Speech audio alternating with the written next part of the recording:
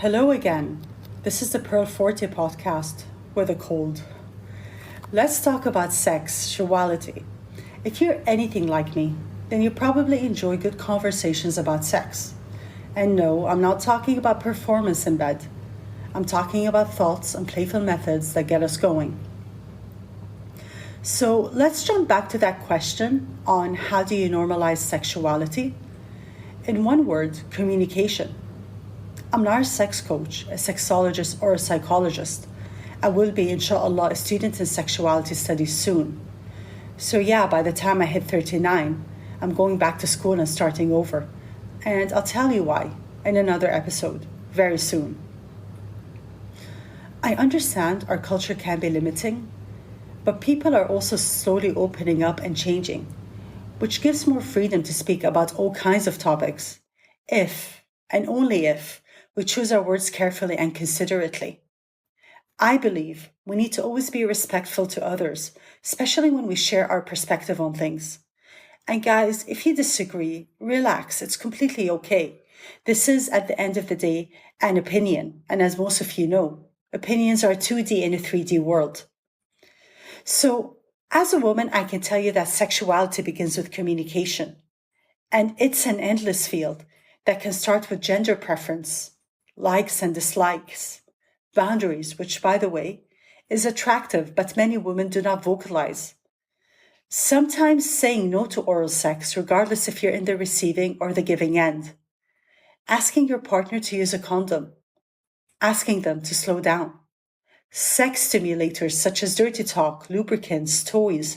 You know where I'm going with all of this. It differs from one person to another. It's not a one size fits all. But what is mind blowing to me is the percentage of women who do not feel comfortable talking about sex to their partners, and the partners that don't ask their partners about their sexual pleasure. Not because they're ananiyin. They may be uncomfortable and require a little education in this department, which is not shameful but just needs getting used to and normalizing. I came across an interesting observation as I was researching sexuality. The number of Arab women who claim that they do not masturbate, like ever. My thoughts were, how is it possible? I do not know everything, but I do know that masturbating comes natural to both men and women.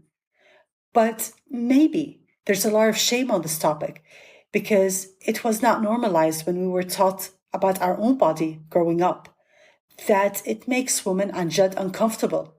So they claim that they do not masturbate ever. I would like to believe that it would be great if we women can eventually live in a world where all women, from all calibers, all social classes, have resources to help them get more comfortable in their skin and be confident to respond to such a topic if it was ever brought up and say something like, I'm not talking to you about that, instead of shutting down completely and claiming they do not touch themselves. Because, guys, this is not Bridgerton from Netflix.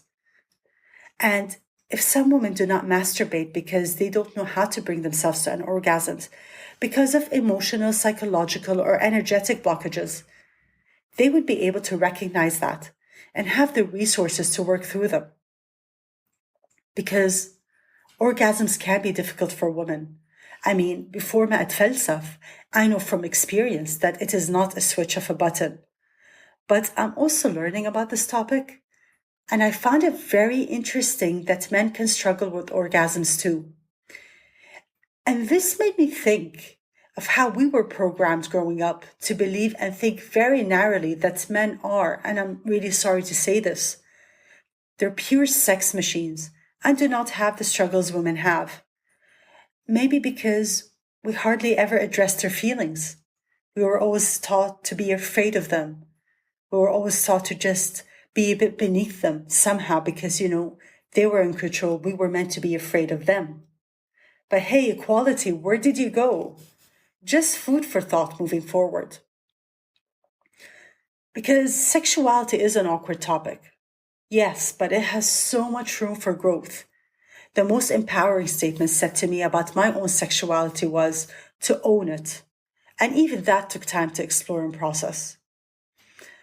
I think that sexuality evolves as you develop as a person. I had a discussion with a few Arab women from different ages about sex, and they never thought about exploring sexual pleasure because it was pretty mechanical in their head.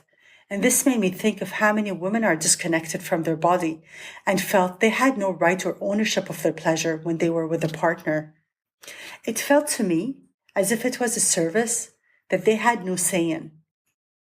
This is why I think self development addresses our sex life at some point, if you are with the right coach who unfolds your block layers.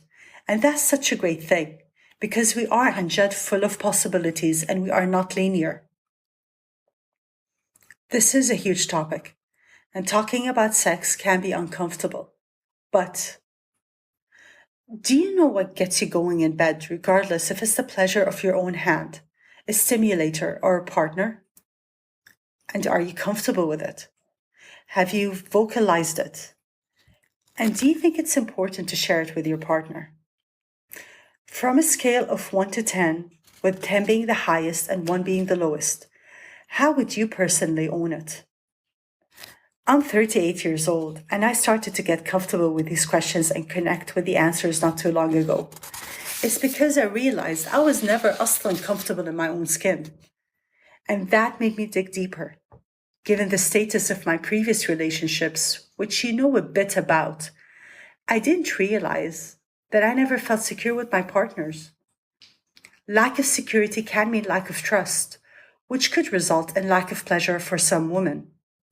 So, the khulasa of this episode and the previous episode is, let's normalize the importance of our mental health and physical wellness by perhaps having great conversations with people we trust.